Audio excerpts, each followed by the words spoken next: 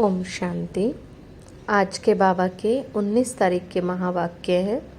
बाबा ने हम बच्चों को बताया कि बच्चे तुम बहुत सौभाग्यशाली आत्मा हो, क्योंकि इतना ऊंचा ज्ञान ये हर एक आत्मा को नहीं मिलता।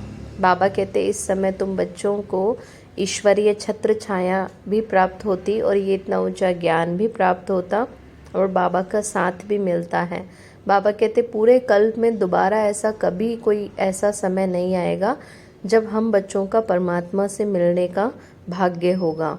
बाबा कहते ये समय केवल अभी ही चल रहा है।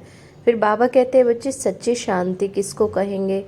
दुनिया में मनुष्य शांति की तलाश बाहर करते हैं, मंदिरों में जाते हैं, तीर्थों पर जाते हैं, लेकिन बाबा कहते हैं बच्चे तुम अपने स्वधर्म को भूल जाते हो, इसलिए अशांत हो जाते हो। बाबा याद दिलाते हैं कि बच्चे सारा दिन ये याद रखो कि मैं आत्मा शांत स्वरूप हूँ, मेरा स्वधर्म शांति है।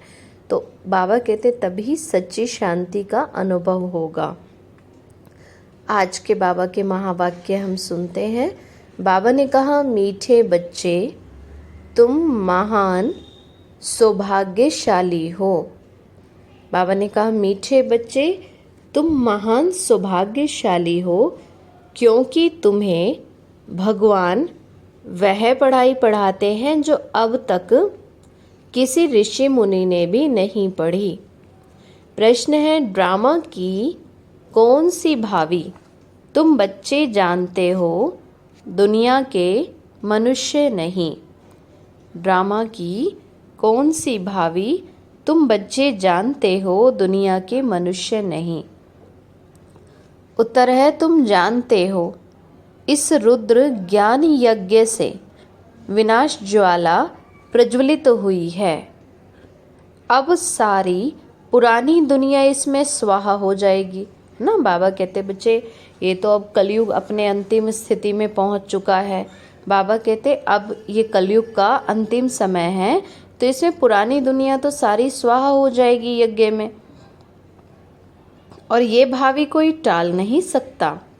ये ऐसा अश्वमेध अविनाशी रुद्र यज्ञ है जिसमें सारी सामग्री स्वाहा होगी।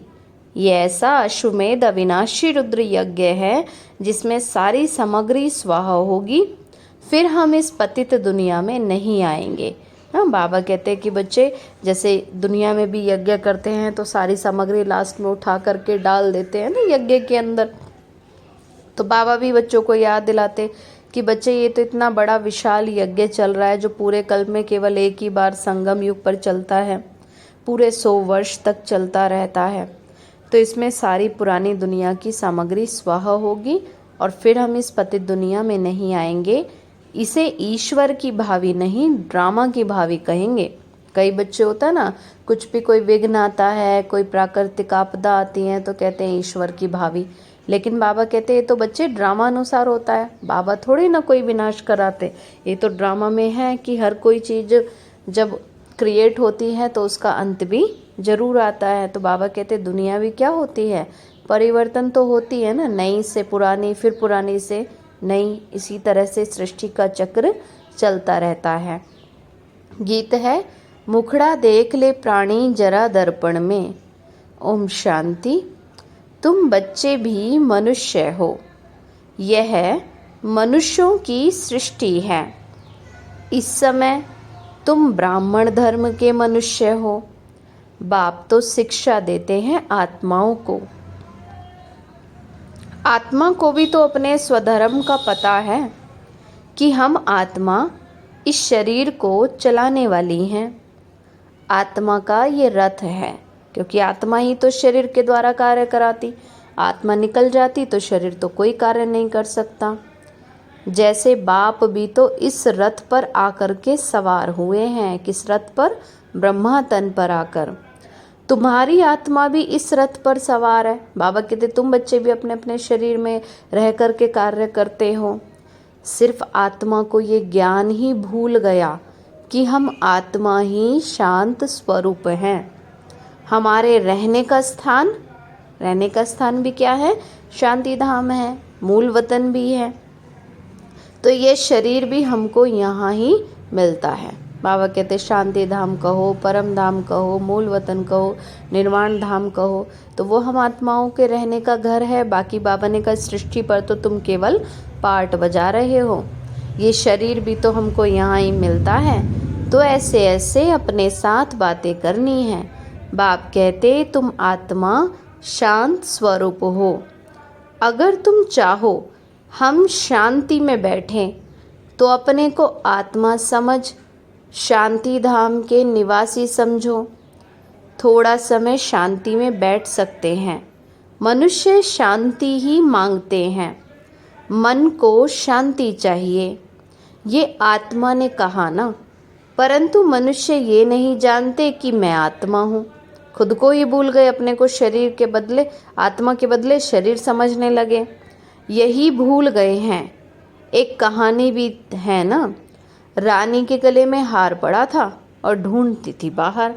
तो बाप भी समझाते हैं कि बच्चे शांति तो तुम्हारा स्वधर्म है। बच्चों ने समझा है ना, हम आत्माएं ही शांत स्वरूप हैं, यहाँ आए हैं पार्ट बजाने। इन ऑर्गन से डिटैच हो जाते हैं तो आत्मा शांत है। आत्मा अपने स्वधर्म शांति में जितना चाहे बैठ सकती है। बाबा कहते पूरा दिन अपने स्वधर्म को याद करते रहेंगे तो पूरा दिन शांति का अनुभव होता रहेगा। चाहो तो हम इस शरीर से काम करें या ना करें, शांति में बैठ जाओ। बाबा कहते जब भी बीच बीच में समय मिलता है कि शरीर की कोई कार्य नहीं है, कोई दिनचर्या नहीं है, फ्री हैं थोड़े, तो शांति में बैठ सकते हैं। ये है सच्ची शांति, इसको तुम ढूंढते नहीं। बाबा कहते तो अंदर की हमारी स्टेज है ना, इसको बाहर ढूंढने की आवश्यकता ही नहीं है।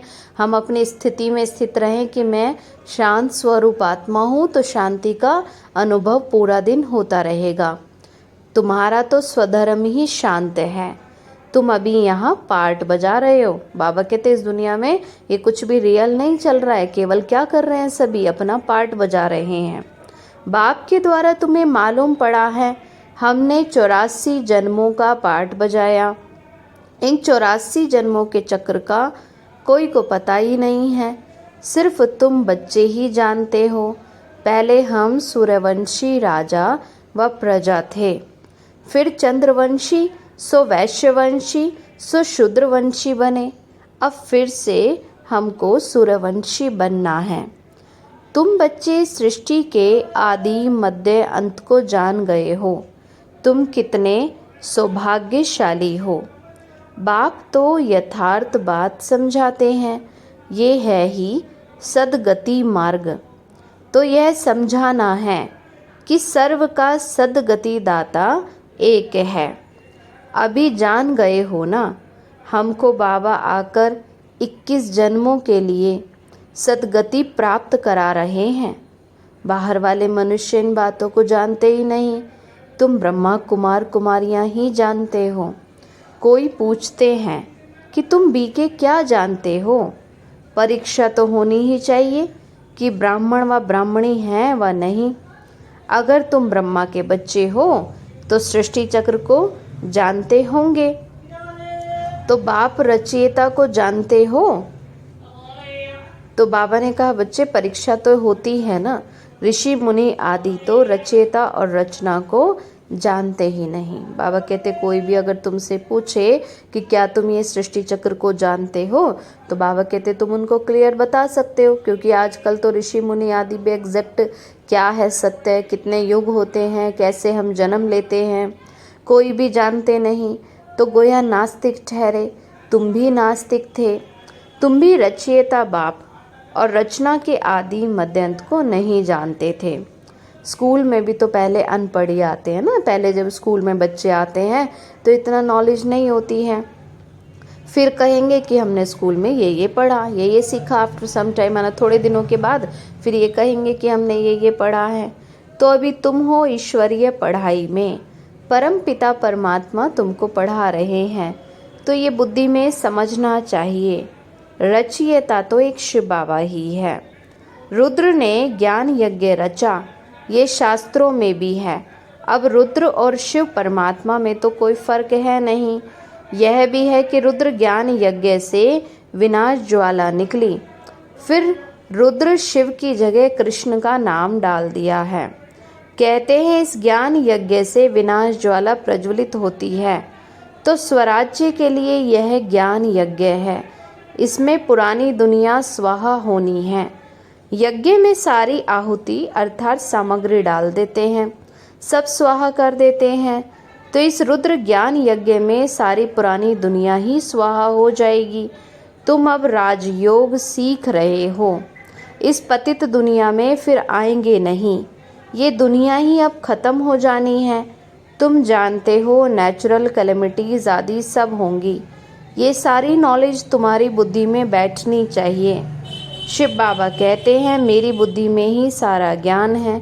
बाप सत्य है, चैतन्य है, ज्ञान का सागर है। सृष्टि के आदि मध्य अंत को जानते हैं। ऋषि मुनि आदि तो कहते हैं कि हम रचयिता और रचना को नहीं जानते।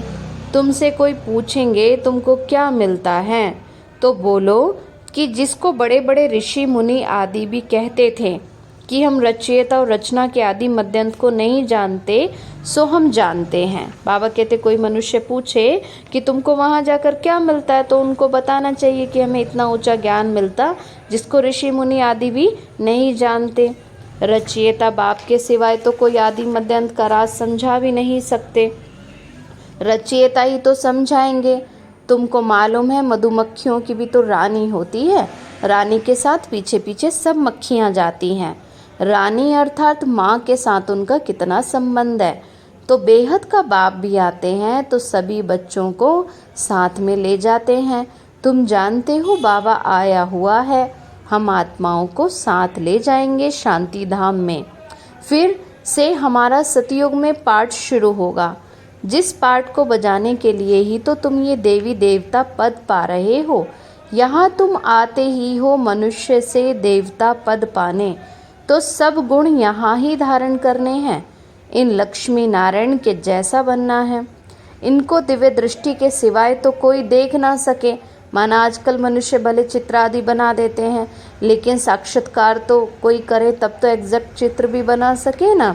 तो अभी तुम बच्चे जानते हो हम सूर्यवंशी देवता बनेंगे।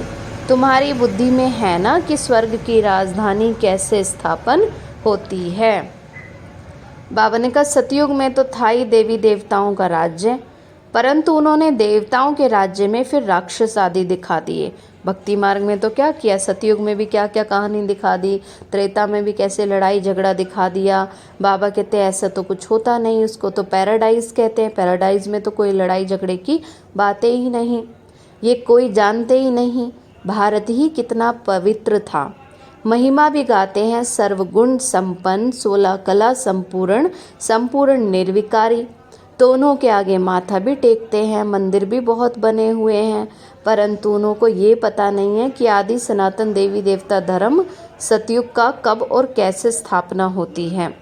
भारत ही जो इतना ऊंच था वह नीचा कैसे बना, ये मनुष्य जानते नहीं।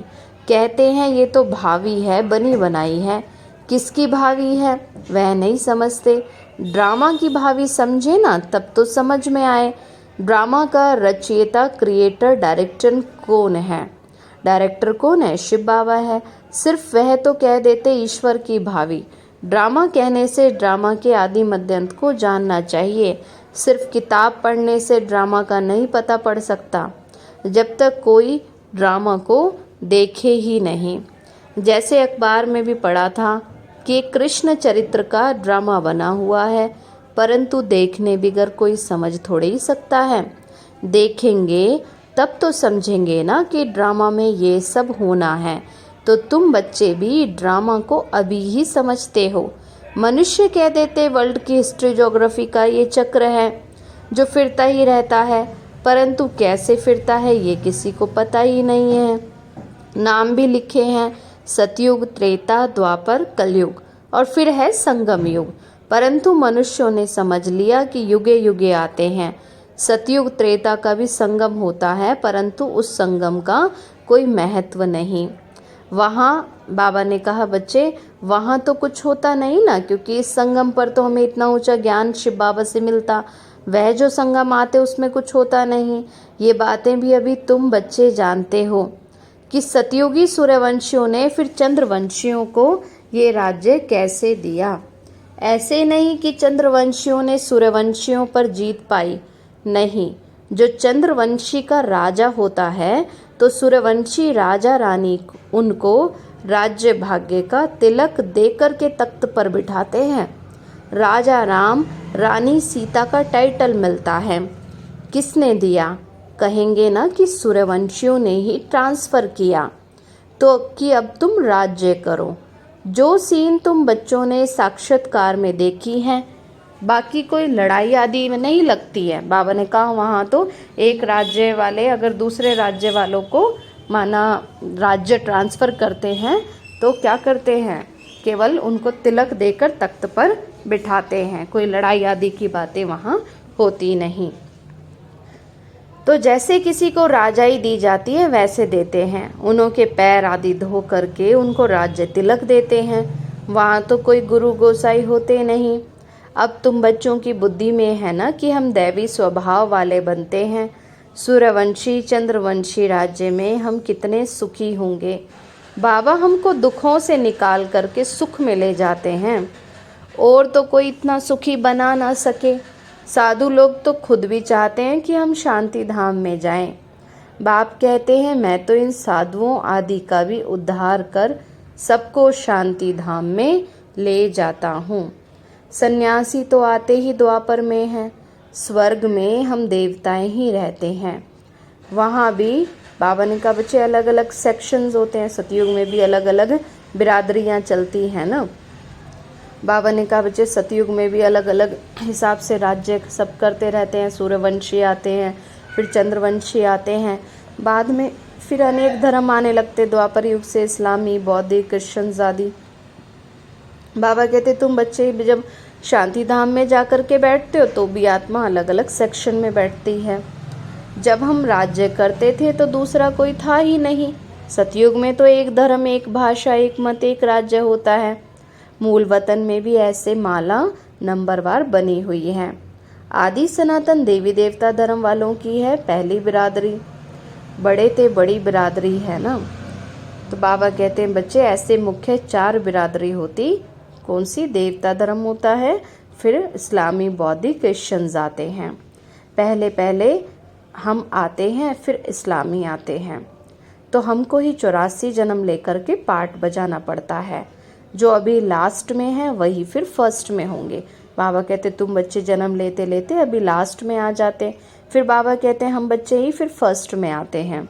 देवी देवताएं तो अब पतित होने के कारण अब अपने को तो देवता कहला नहीं सकते ना। देवताओं को पूजते हैं तो इससे सिद्ध है ना कि उन्हों के बिरादरी के हैं। कहते हैं ना ये हमारे कुल देवी हैं, हमारे कुल देवी देवता हैं, तो उनकी ही पूजा करते हैं देवी देवताओं की। तो इट मीन्स बाबा कहते हैं बच्चे तुम हो ही देवी देवता धर्म की आत्माएं। सिख लोग गुरु नानक को मानते हैं, उनकी बिरादरी के हैं। सतयुग में पहला नंबर हमारी बिरादरी है। उनसे ऊंच कोई होता नहीं। किनसे? देवी देवताओं से। तो हम ऊंचते ऊंच है ना। हम सबसे जास्ती सुख भोगते हैं, फिर कंगाल भी बनते, फिर जन्म लेते लेते आत्मा नीचे गिरती आती जाती, तो आत्मा के गुण भी कम होते जाते। सबसे जास्ती दुखी ये हैं, कर्जा भी लेते रहते हैं। आज भारत देखो कितना दूसरी कंट्रीज से भी कर्जा लेते रहते हैं। कितने साहूकार थे, अभी कितने गरीब हैं, सब कुछ गवा बैठे हैं। ये है ही दुख धाम। अब बाप फिर से तुमको सुख धाम का मालिक बनाते हैं। बाकी तो सब चले जाएंगे शांति धाम। आधा कल्प तुम सुख भोगते हो, बाकी सब शांति धाम में रहते हैं। चाहते भी हैं कि हम मुक्ति धाम में जाएं। सुख को कागविष्टा के समान समझते हैं। उनको सुख धाम का अनुभव ही नहीं है। बाबा कहते जो सन्यासी हैं उनको सुख धाम का अनुभव ही नहीं। तुमको अनुभव है ना। महिमा भी गाते हैं, परंतु पतित होने के कारण भूल गए हैं। अब बाप याद दिलाते हैं, हे भारतवासी, तुम ही देवी देवता धर्म के हो, तुम अपने देवता धर्म को भूल गए हो। इसलिए बाबा कहते बच्चे पतित बन गए हैं तो अब अपने को देवता कह नहीं सकते। बाबा ने कहा बच्चे तो बाप ही याद दिलाते हैं ना। गाते भी रहते हैं कि हे पतित पावनाओ, है ना। इसलिए सभी मनुष्य आत्माएं परमात्मा को बुलाती रहती हैं कि हे पतित पावनाओ, हे सीताओं के राम आओ, क्योंकि वो परमात्मा ही सच्चा राम है जो आकर के सभी सीताओं को रावण की जेल से छुड़ाते हैं। तो इस समय बाबा ने कहा सारी दुनिया पतित है, अब ये पुरानी दुनिया ही खत्म होनी है। होलिका भी जलाते हैं। तो ये सब पर्व आदि सब अभी के हैं। बाबा कहते आत्मा चली जाएगी, बाकी ये शरीर तो खत्म हो जाएंगे। ये नॉलेज कोई सन्यासी आदि तो दे ना सके। गीता में कुछ है भी, परंतु आटे में नमक मिसल ज्ञान ही प्रायलोप हो जाता है। इस समय बाबा हम बच्चों को ज्ञान देते, फिर बाबा कहते सतयुग में तो ये ज्ञान प्रायलोप हो जाता। शिव बाबा कहते हैं हमने ये यज्ञ रचा है, इसमें तन मन धन तुम सब स्वाहा करते हो। बाबा कहते तुम सब सेवा में लगाते हो, फिर तुम्हें सतयुग में सब कुछ नया होकर के मिलता है। बाबा कहते तुम बच्चे इस समय जीते जी मरते हो, ये ज्ञान तुमको अभी ही मिल रहा है। अच्छा मीठे मीठे सिकीलते बच्चों प्रति माता पिता बाप दादा का याद प्यार और गुड मॉर्निंग। रूहानी बाप की रूहानी बच्चों को नमस्ते, रूहानी हम बच्चों की रूहानी माता पिता बाप दादा को नमस्ते नमस्ते नमस्ते। सदा रहें हंसते और हंसाते और बन जाएं फरिश्ते। शुक्रिया बाबा, शुक्रिया बाबा, शुक्रिया बाबा। धारणा के लिए मुख्य सार है, सुखधाम में जाने के लिए अपना दैवी स्वभाव बनाना है। सुखधाम में जाने के लिए अपना दैवी स्वभाव बनाना है। ड्रामा के आदि मध्य अंत के राज को बुद्धि में रखकर हर्षित रहना है। ड्रामा के आदि मध्य अंत के राज को बुद्धि में रख हर्षित रहना है। सबको यही राज समझाना है। सेकंड है, स्वराज्य लेने के लिए इस बेहद के यज्ञ में जीते जी अपना तन मन धन स्वाहा करना है। स्वराज्य लेने के लिए इस बेहद के यज्ञ में जीते जी अपना तन मन धन स्वाहा करना है। सब कुछ नई दुनिया के लिए ट्रांसफ़र कर लेना है। वरदान बाबा ने दिया, सर्व आत्माओं पर स्नेह का राज्य करने वाले विश्व राज्य अधिकारी भव। सर्व आत्माओं पर स्नेह का राज्य करने वाले विश्व राज्य अधिकारी भव। जो बच्चे वर्तमान समय सर्व आत्माओं के दिल पर स्नेह का राज्य करते हैं, वही भविष्य में विश्व के राज्य का अधिकार प्राप्त करते हैं। अभी किसी पर ऑर्डर नहीं चलाना है, अभी से विश्व महाराजा नहीं बनना है, अभी तो विश्व सेवाधारी बनना है।